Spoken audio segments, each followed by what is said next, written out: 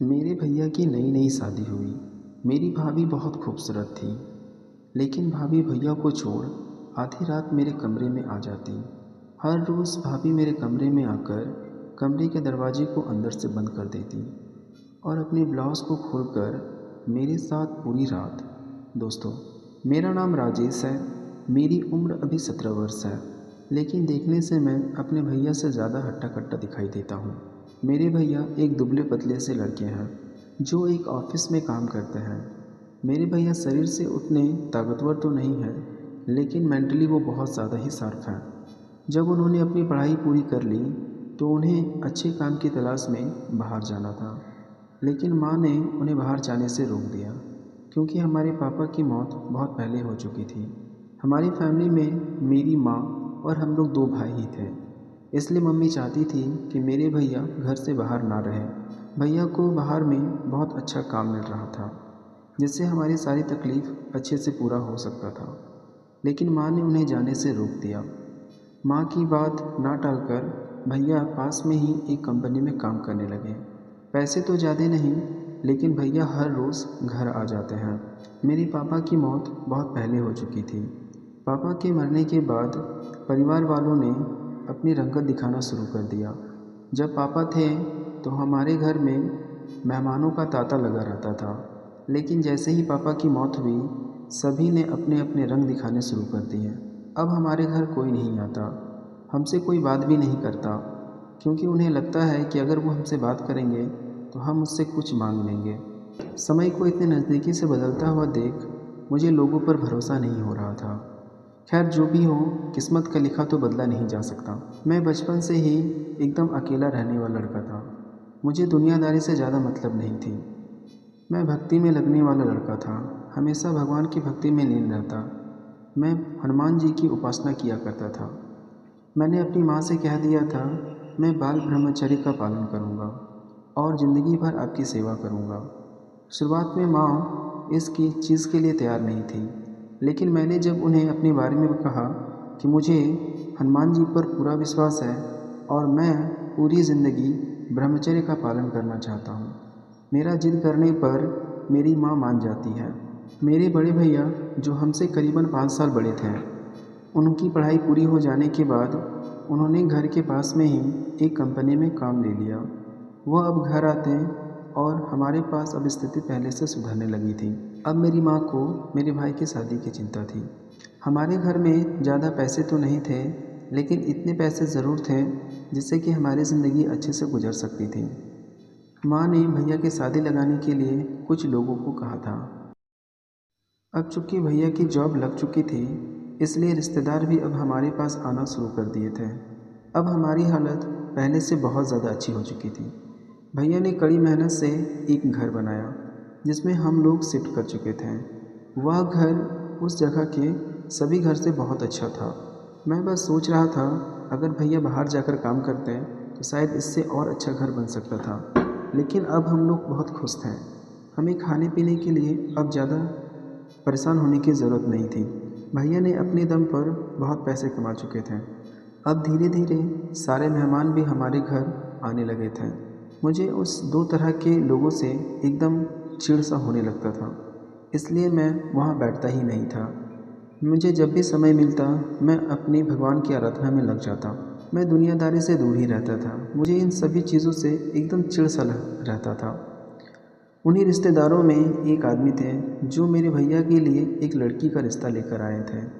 वह लड़की देखने में सुंदर थी। उस लड़की का दो बहन था, इसलिए उस रिश्तेदार ने कहा कि दोनों भाइयों की शादी उससे करवा दीजिए, लेकिन मैं शादी करने से मना कर चुका था। इसलिए माँ ने केवल एक लड़की के लिए शादी के लिए बारे में कहा।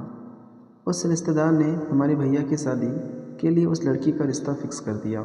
वह लड़की वाकई में बहुत सुंदर थी। भैया को वो लड़की बहुत पसंद आई और भैया की शादी उस लड़की से हो गई। मैं देखने में बहुत ज़्यादा स्मार्ट हूँ, मुझे कोई भी लड़की आसानी से पसंद कर सकती थी, लेकिन मैंने अपना जीवन अपने भगवान के लिए समर्पित कर दिया। मैं जिस कॉलेज में पढ़ा करता था वहाँ पे बहुत सारी ऐसी लड़कियाँ थीं जो मुझे बहुत पसंद किया करती थी, लेकिन मैंने कभी भी उन लड़कियों पर ध्यान नहीं दिया। जब मैंने उन लड़कियों पर ध्यान नहीं दिया तो वो दूसरे लड़कों की ओर पीछे भागने लगी। मैं समझ चुका था, अभी इस मॉडर्न टाइम में अगर एक लड़का ना मिले तो दूसरे लड़कों से वो सभी चीज़ें हो सकता था। इसी वजह से मुझे लड़कियों पर भरोसा नहीं था। मैं हमेशा अकेला रहता और एकांत रहता। जो भी हो, अब मेरे भैया की शादी हो चुकी थी। अब हमारे घर में मेरे भैया, भाभी, माँ और मैं, हम लोग 4 लोग रहने लगे। मैं हमेशा अपने कमरे में अकेले सोया करता था। मेरे कमरे में किसी को आने का इजाज़त नहीं था, केवल माँ के अलावा। मैंने भाभी से कह दिया था मेरे कमरे में आने की कोई ज़रूरत नहीं है, मैं अपना खाना पीना खुद से कर लूँगा।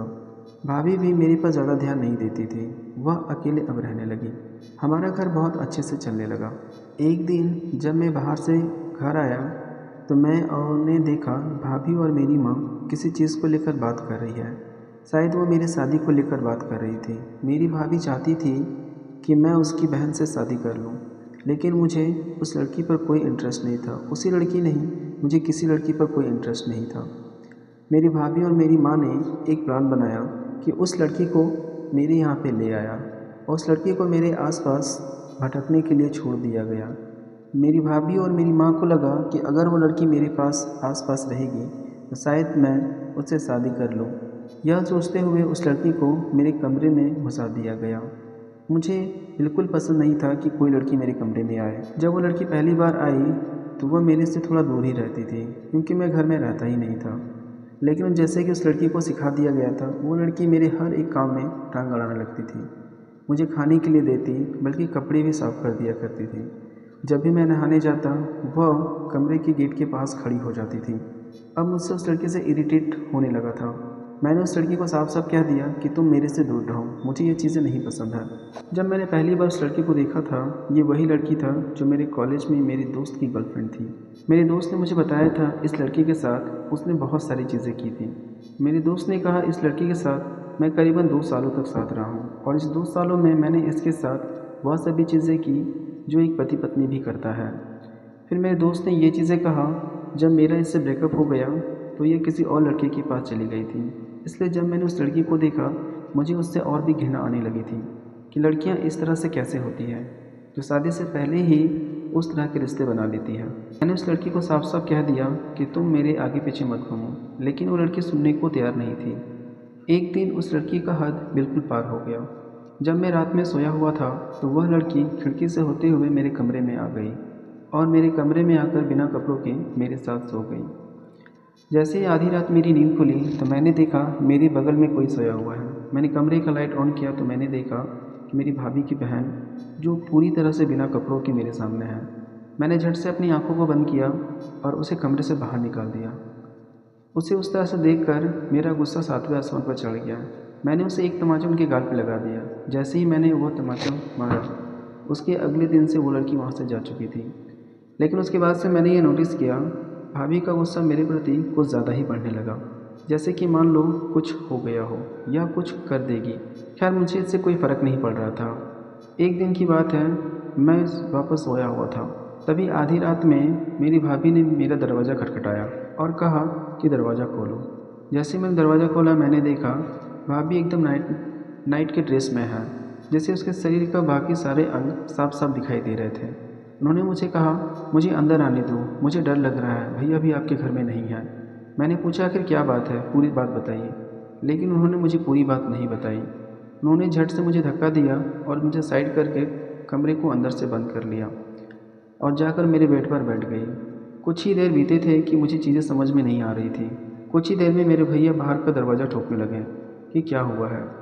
इतना करते ही मेरी भाभी कमरे से बाहर आकर रोने लगी और बोलने लगी कि आपका भाई मेरे साथ। यह चीज़ देखकर मेरे तो होश उड़ गए कि मेरी भाभी भी ऐसा कर सकती है। मैंने आज तक कभी किसी लड़की को उस नज़र से नहीं देखा था और आज मेरी भाभी ही मेरे साथ ऐसा करने लगी। भाभी ने अपने कपड़े फाड़ लिए थे, जिससे कोई भी सामने वाला देखे तो उसे ऐसा लगे कि मैंने उसकी इज्जत के साथ खेला हो। भैया ने बिना कुछ सोचे ही मेरा कॉलर पकड़कर मुझे घसीट कर बाहर निकाल दिया और जोर से एक तमाचा मेरे गाल में मार दिया। इतना होते ही भाभी ने पुलिस को बुला ली। पुलिस ने जब यह नज़ारा देखा, उन्होंने मुझे गलत साबित कर दिया और मुझे रेप के केस में जेल पर डाल दिया गया था। मेरी माँ को हम पर भरोसा था कि ऐसा कुछ भी नहीं हो सकता है, लेकिन हम दोनों के भाइयों की लड़ाई देखकर मेरी माँ पूरी तरह से डरी और सहमी हुई थी। मैं भगवान पर सभी छोड़कर पुलिस के साथ उसके साथ जाने लगा। मैं करीबन 2 महीने तक जेल में रहा, लेकिन मेरे भैया और मेरे घर वालों में से कोई भी मेरे बारे में पूछने नहीं आया। मैंने कुछ भी नहीं कहा था या कुछ भी नहीं किया था, लेकिन फिर भी मेरे साथ ऐसा हो रहा था। जिस थाने मुझे रखा गया था उसी एक किनारे पर मैं बैठकर भगवान की आराधना करने लगा। कुछ भी हो जाए मैं हनुमान जी को हमेशा याद किया करता था। मैंने मन में ही ठाना और भगवान से कहा कि अगर मैंने कोई गलती नहीं की है तो मुझे इस जेल से आज़ाद कर दें। और ठीक उसी दिन मेरे भैया मेरे पास आते हैं और हमसे वो माफ़ी मांगते हुए कहते हैं कि भाई मुझे माफ़ कर दो।